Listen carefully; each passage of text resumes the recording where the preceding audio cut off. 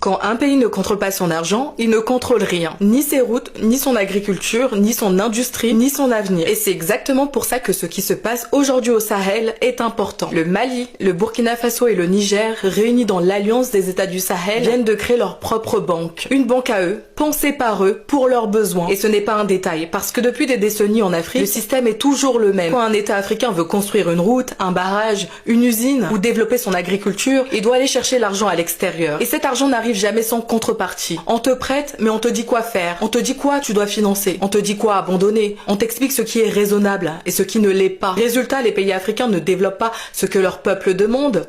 Ils développent ce que le système autorise. L'Alliance des États du Sahel a décidé de sortir de ce cadre. Ils ont créé une banque confédérale d'investissement et de développement. Concrètement, ça veut dire une chose très simple. Ce sont eux qui décident. Ils mettent l'argent, ils choisissent les projets, ils définissent les priorités. Le capital de départ, c'est 500 milliards de francs CFA. Mais ce qui compte vraiment, ce n'est pas le chiffre. Ce qui compte, c'est l'intention. Parce que cette banque est faite pour financer leurs routes, leur énergie, leur agriculture, leur industrialisation, leur développement régional, sans demander la permission, sans se soumettre à des conditions politiques déguisées, sans dépendre d'agendas extérieurs. Et là, il faut être clair. Si d'autres pays africains ne prennent pas ce type de décision, ce n'est pas parce que c'est impossible. C'est parce qu'ils ne veulent pas. Parce que certains gouvernements n'ont pas pour mission de libérer leur pays, mais de le maintenir dans un cadre précis. Ils ne trahissent pas, ils exécutent, ils livrent exactement ce pourquoi ils ont été placés là. C'est pour ça qu'ils ne créent pas ce genre d'outils, c'est pour ça qu'ils ne touchent pas aux leviers financiers, c'est pour ça qu'ils parlent beaucoup de développement mais jamais de contrôle. Les pays de l'AES, eux, ont fait un autre choix. Ils ont compris une chose essentielle. Tu ne peux pas parler de souveraineté